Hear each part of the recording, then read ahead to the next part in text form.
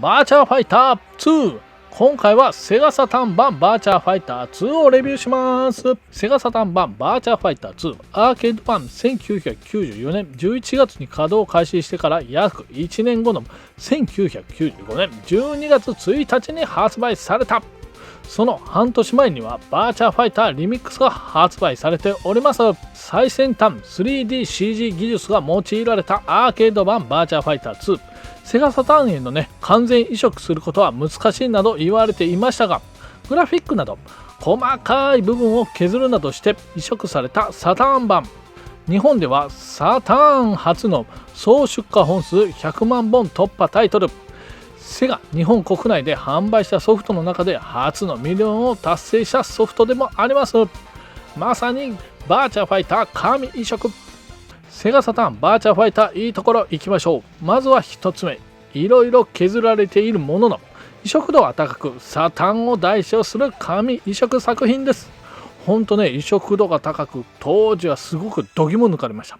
セガサターン版バーチャーファイター2いいところ2つ目、以前のバーチャーファイターシリーズはコントローラー設定の自由が少なかったが、今回はなんとボタン配置がエディットできるようになりました。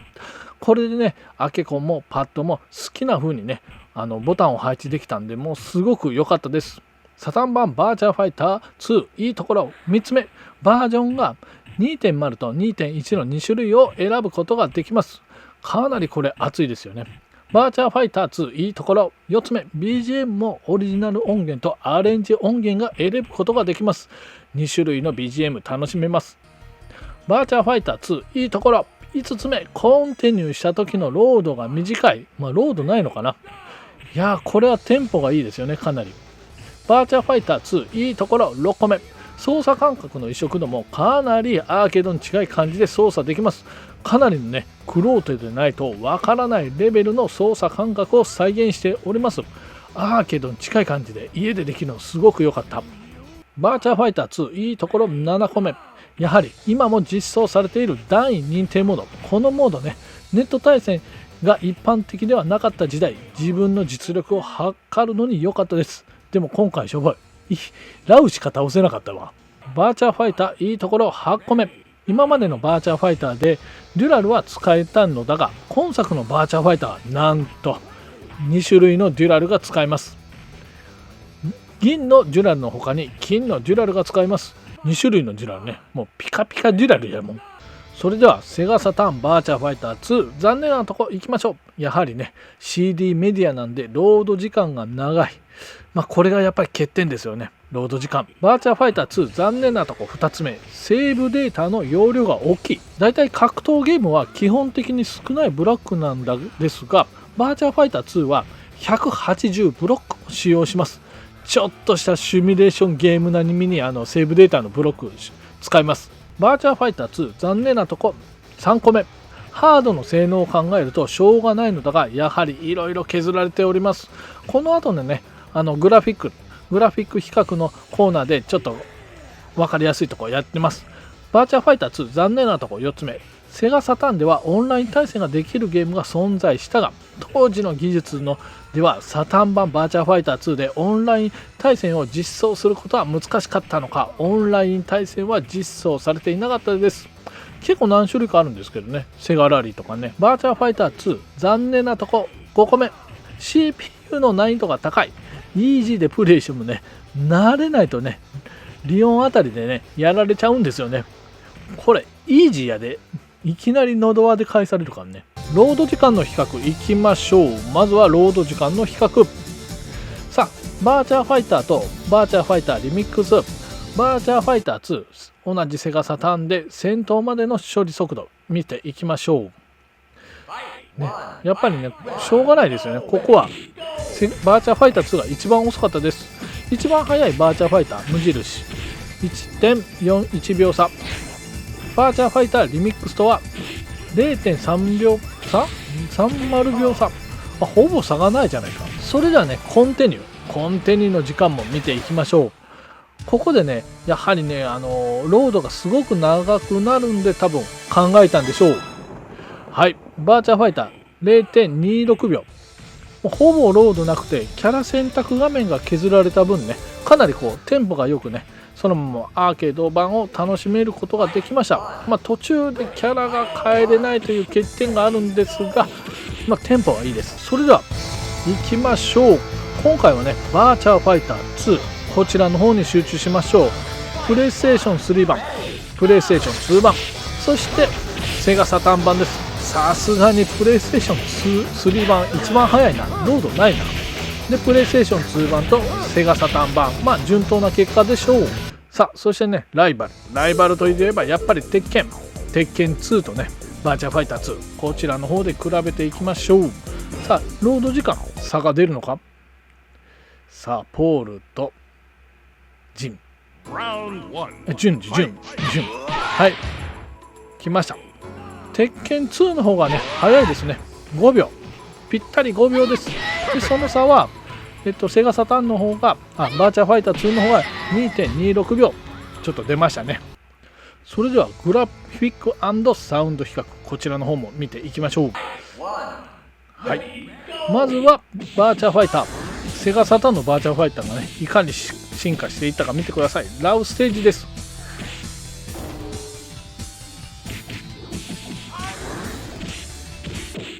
はい、リミックスだいぶねテクスチャー処理でバーチャーファイター2のグラフィックに近くなっております。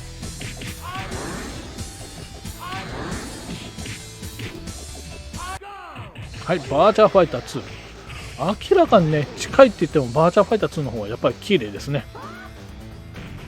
ラウステージです。落とされた。はい、同時比較、リミックスとねバーチャーファイターリミックスで綺麗になって、さらにバーチャーファイター2でさらに綺麗になってますよね。この進化すごい。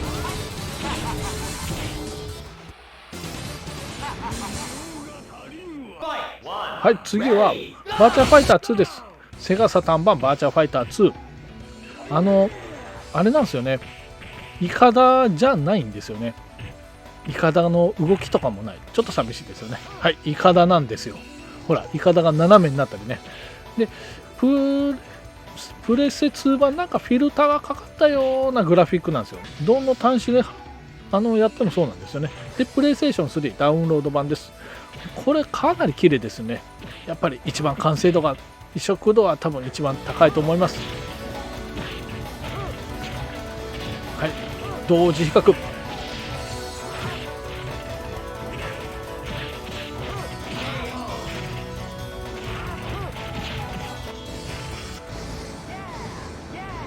もう一つステージ見ていきましょう。ウォルフステージの場合はね金網がなくなってるんですよね。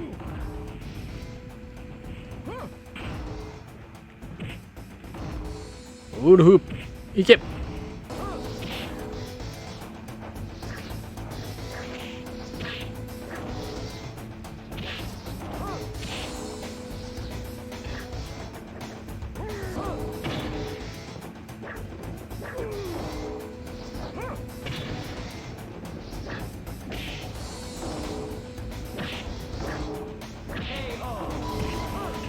はい、同時比較です。かなりね旗がなかったり金網がなかったりとやっぱりちょっと寂しい感じになってますよね。サターン版、山の雰囲気も違うな、後ろも。はい、そしてねライバル鉄拳2と比較です。ラスボス同士でね見ていきましょう。プレステとセガサターンのハードの性能差が分かると思います。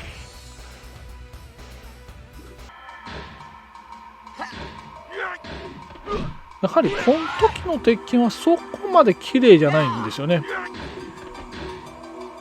でもだいぶあれだな。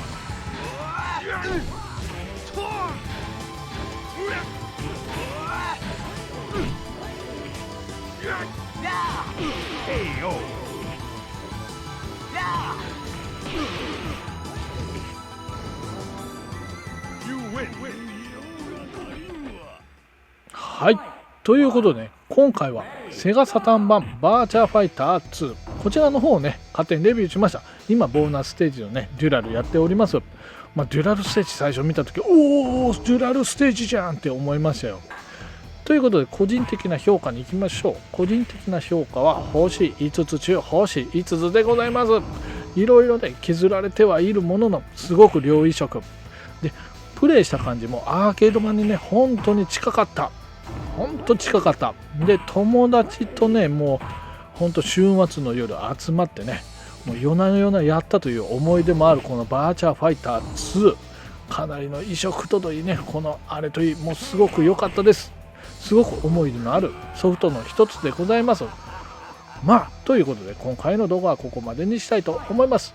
また次回ね別の動画、いろいろな動画作っていくのでそちらもよろしくお願いします。それではまた次回別の動画でお会いしましょう。それではバイチャー。